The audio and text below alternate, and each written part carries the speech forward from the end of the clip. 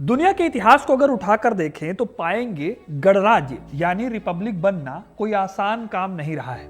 ऐसा नहीं हुआ कि कागज पर किसी देश को रिपब्लिक डिक्लेयर किया गया और वो हमेशा के लिए रिपब्लिक बना रहा।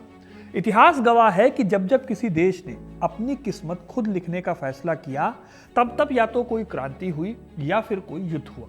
लेकिन भारत का रिपब्लिक बनना दुनिया के इतिहास की सबसे अनोखी घटनाओं में से एक है।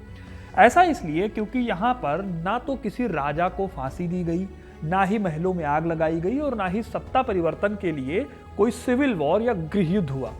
यानी कि देश आजाद तो हुआ, लेकिन यहाँ पर वैसा कुछ नहीं हुआ जिसे दुनिया ने अमेरिका या फ्रांस में होते हुए देखा था। आज के इस वीडियो में मैं आपको भारत के गणतंत्र बनने की पूरी कहानी सुनाऊंगा और ये भी बताऊंगा कि हमारा गणतंत्र बनने का प्रोसेस दुनिया के बाकी देशों से कितना अलग है। तो वीडियो को पूरा देखिएगा, क्योंकि अपना इतिहास नहीं जानोगे तो खुद को कैसे पहचानोगे। दोस्तों, कहानी में आगे बढ़ने से पहले मैं आपसे कुछ बात करना चाहता हूं। आप में से कुछ लोग होंगे जो यूपीएससी की तैयारी कर रहे होंगे और इस साल अटेम्प्ट देंगे, लेकिन इस एग्जाम को क्लियर करने के लिए सिर्फ पढ़ाई जरूरी नहीं है, बल्कि बहुत जरूरी है अपने आप को टेस्ट करते रहना और इवेल्युएट करते रहना। स्टूडेंट्स की इसी नीड्स को समझते हुए हम हिस्ट्री कनेक्ट पर लेकर आए हैं आपके लिए exclusive all in one UPSC test series. इसमें हमने हेल्प ली है जेएनयू और डीयू के उन एक्सपर्ट्स की जो कम से कम 3 बार यूपीएससी का मेंस लिख चुके हैं। टेस्ट सीरीज में 15 टेस्ट होंगे, 8 सेक्शनल टेस्ट होंगे जिसमें सभी सब्जेक्ट्स को एक्सटेंसिवली कवर किया जाएगा। फिर बाकी के सारे टेस्ट फुल लेंथ होंगे। एक पूरा टेस्ट आपका सिर्फ करंट अफेयर्स का होगा। इस टेस्ट सीरीज में आपको डिटेल्ड एक्सप्लेनेशन मिलेगी हर एक क्वेश्चन की। अब देखो, बहुत सारे स्टूडेंट्स पढ़ाई तो कर लेते हैं लेकिन टेस्ट नहीं देते, और मैं लिख कर दे रहा हूं कि बिना टेस्ट के सिलेक्शन लेना नेक्स्ट टू इम्पॉसिबल है। इसलिए आप पिंड कमेंट में जाकर या फिर डिस्क्रिप्शन में दिए गए लिंक से हमारे हिस्ट्री कनेक्ट ऐप को डाउनलोड कीजिए और टेस्ट सीरीज के लिए एनरोल कीजिए। पहले 500 स्टूडेंट्स को यह सीरीज 50% डिस्काउंट पर मिलेगी, यानी कि 1000 रुपए की सीरीज के लिए आपको सिर्फ 499 रुपए देने होंगे। तो फिर देर मत कीजिए, जाकर लिंक है डिस्क्रिप्शन में, उसको चेकआउट कीजिए। अब हम बढ़ते हैं कहानी में आगे। इंडियन रिपब्लिक बनने का सफर कितना यूनिक है उसे जानने से पहले आपको उन देशों की तरफ देखना होगा जो कि आज भी दुनिया के सबसे बड़े और नामी गणराज्य माने जाते हैं, जैसे कि अमेरिका, रूस या फ्रांस, जिन्होंने इस रास्ते पर चलने के लिए कभी भारी कीमत चुकाई थी। इतिहास में झांके तो दुनिया में पहली बड़ी क्रांति मानी जाती है फ्रांस की क्रांति। 1789 में इस क्रांति ने पूरी दुनिया को सिखाया कि जब जनता की सहन शक्ति जवाब दे जाती है तो सिंहासन कितनी बुरी तरह से ढह जाता है। फ्रांस में एंशिएंट रिजीम के तहत समाज जो है वो 3 क्लासेस में डिवाइडेड था। आम जनता पर अच्छा खासा टैक्स का बोझ था और अमीर लोग अय्याशी में डूबे थे। जब पेरिस के सड़कों पर स्वतंत्रता, समानता और बंधुत्व या भाईचारे के नारे गूंजे तो उसका अंत किसी पीसफुल ट्रीटी से नहीं हुआ। 1793 का वो दौर इतिहास में आतंक के राज या रेन ऑफ टेरर के नाम से जाना जाता है। यहाँ मैक्सिमिलियन रोबेस्पियर की लीडरशिप में क्रांतिकारी सरकार ने गिलोटिन को अपनी सत्ता का आधार बनाया। यह मशीन पेरिस के बीचों बीच लगी हुई थी और इससे राजा लुई 16 और रानी मैरी एंटोनेट के सिर धड़ से अलग कर दिए गए। यह हत्या अपने आप में डिवाइन राइट ऑफ रूल के थॉट का खात्मा था। उस दौर में लगभग 40,000 लोगों को इसी तरह से मौत के घाट उतारा गया। इसमें से कई लोग केवल शक की गुंजाइश पर मारे गए। इस तरह फ्रांस का रिपब्लिक पीसफुल बहस से नहीं बना, बल्कि एक ऐसी खूनी उथल पुथल से पैदा हुआ जिसने चर्च की सदियों पुरानी ताकत को कुचल दिया और पुरानी व्यवस्था की हर निशानी को मिटा दिया। फ्रांस के बाद अगर हम देखें अमेरिका की तरफ, तो यहाँ का गणराज्य का सपना एक बाहरी एम्पायर के खिलाफ जंग से पूरा हुआ। 1776 में जब अमेरिका की 13 कॉलोनीज ने ब्रिटिश ताज से अलग होने की घोषणा की तो उन्हें पता था कि इसकी कीमत युद्ध के मैदान में चुकानी होगी। अमेरिका का वॉर ऑफ इंडिपेंडेंस 8 सालों तक चला एक बहुत ही ज्यादा थका देने वाला युद्ध था। जॉर्ज वॉशिंगटन की लीडरशिप में अमेरिकन सेना ने भूख, बीमारी और कड़ाके की ठंड का सामना किया और ब्रिटिश सेना से लोहा लिया। इस संघर्ष में भी लगभग 25,000 अमेरिकी सैनिक मारे गए और हजारों नागरिक बेघर हो गए। जो लोग ब्रिटिश शासन के समर्थक थे उन्हें अपनी प्रॉपर्टी छोड़कर भागना पड़ा या उनको टॉर्चर किया गया। अमेरिका का गणराज्य केवल एक संविधान की रचना नहीं था, बल्कि वो उन हजारों सैनिकों के बलिदान पर खड़ा था जिन्होंने यॉर्क टाउन और वैली फोर्ज के मैदानों में अपना खून बहाया था। आखिरकार इन सभी चीजों ने एक ऐसे संघीय गणराज्य का रास्ता साफ किया जो आज दुनिया का सबसे पुराना लोकतंत्र कहलाता है। इसी तरह से 1917 की बोल्शेविक क्रांति ने रूस में न केवल सत्ता को बदला बल्कि एक पूरी सभ्यता को जड़ से उखाड़ फेंका। जार निकोलस सेकेंड के टाइम पर रूसी जनता भूखमरी और पहले वर्ल्ड वॉर की समस्या से जूझ रही थी। जापान से ये लोग हार भी चुके थे। तब व्लादिमीर लेनिन के नेतृत्व में कम्युनिस्टों ने सत्ता पर कब्जा किया। इस नई सरकार ने जार, उनकी वाइफ और उनके 5 मासूम बच्चों को एक काल कोठरी में ले जाकर बेरहमी से गोलियों से भून दिया। 17 जुलाई 1918 की ये रात इतिहास की सबसे क्रूअल रातों में से एक मानी जाती है। रूस में गणराज्य की स्थापना के बाद जो गृह युद्ध छिड़ा उसने करोड़ों लोगों की जान ली।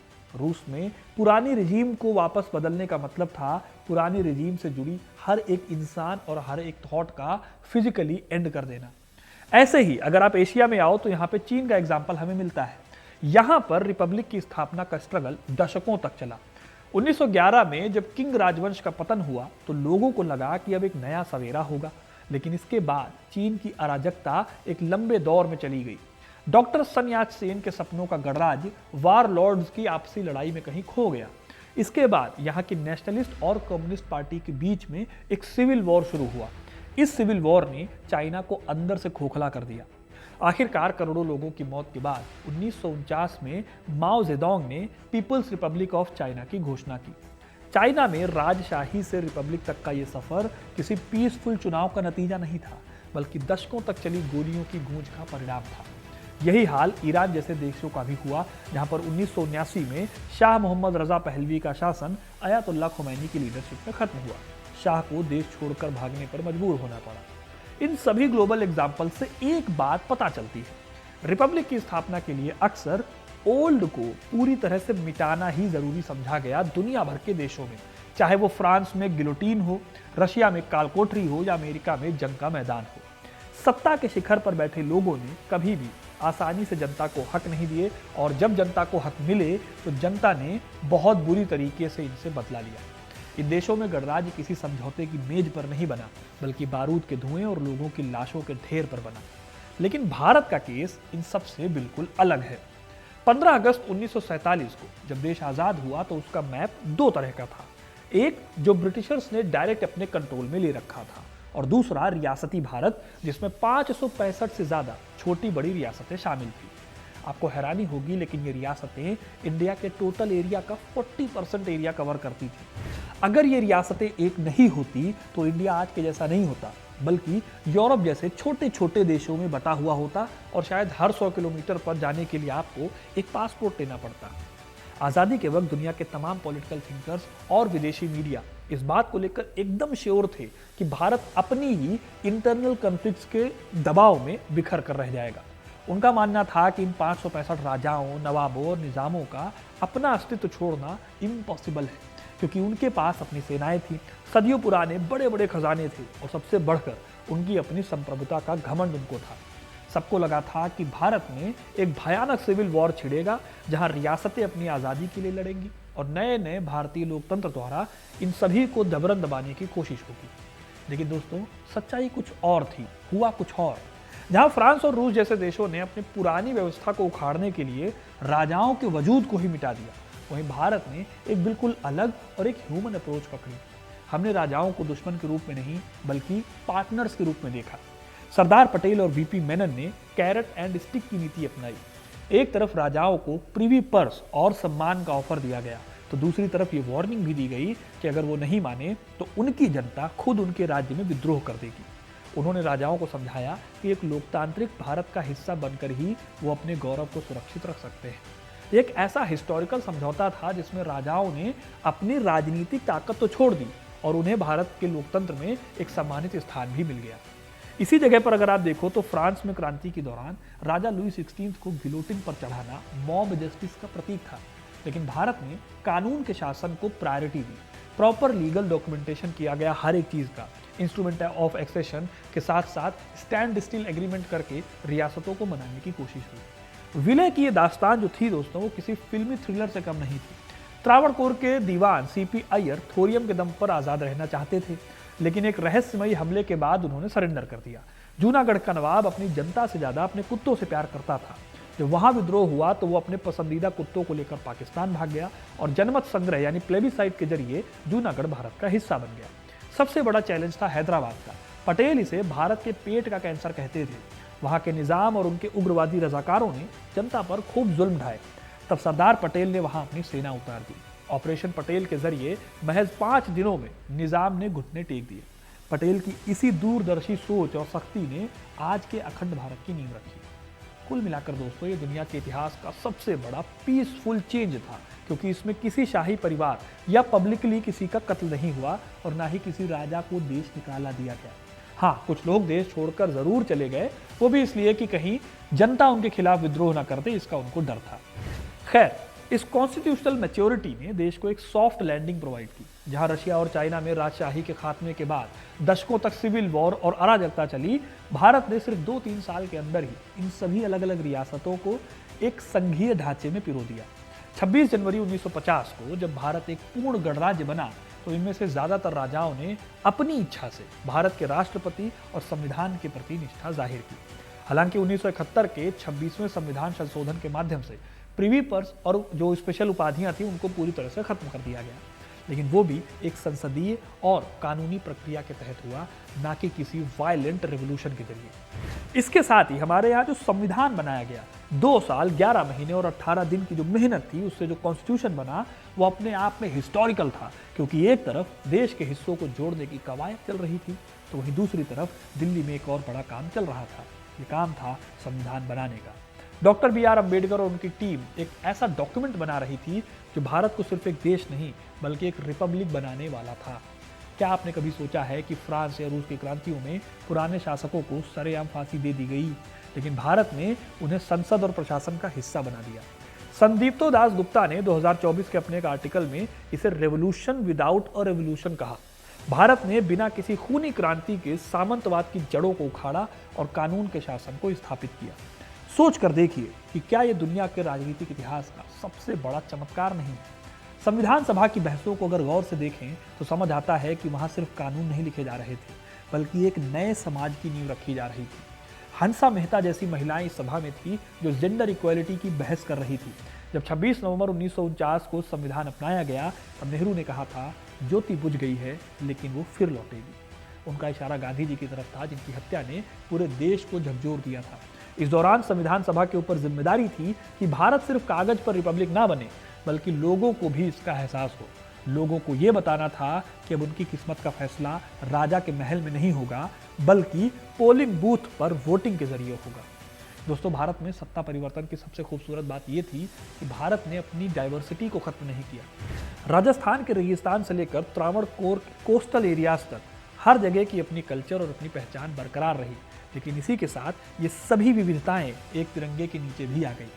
रसेल एच फिफिल्ड जैसे विदेशी इतिहासकारों ने उस वक्त यह आशंका तक जताई थी कि भारत का ये एक्सपेरिमेंट शायद ही कामयाब हो पाए, क्योंकि इतनी डाइवर्सिटी और गरीबी के साथ लोकतंत्र का चलना इम्पॉसिबल है। लेकिन आज 7 दशकों के बाद हम कितने कामयाब हुए हैं और कितने नहीं, ये आपके सामने है। हमने एक ऐसा ढांचा तैयार किया जहां एक गरीब किसान का वोट भी उतना ही इंपॉर्टेंट और उतना ही कीमती था जितना किसी पूर्व महाराजा का जिसकी बड़ी बड़ी रियासत थी। सामाजिक न्याय की इस लड़ाई ने सदियों पुरानी ऊंच नीच और जाति व्यवस्था पर एक वैधानिक चोट की। क्या यह अपने आप में एक बड़ी क्रांति नहीं थी?